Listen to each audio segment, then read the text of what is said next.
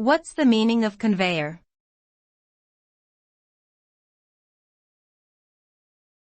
Conveyor.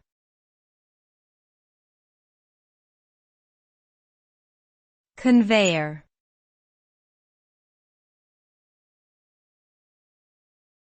Conveyor.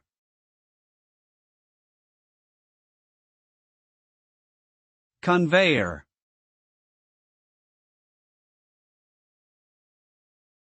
A conveyor is a mechanical device used to move materials or goods from one place to another. It consists of a belt, chain, or other continuous surface that moves around a series of rollers or pulleys. Conveyors are commonly used in industries such as manufacturing, food processing, and mining to transport materials quickly and efficiently between different stages of production. They can be found in a variety of forms, including incline, decline, horizontal, and curved conveyors.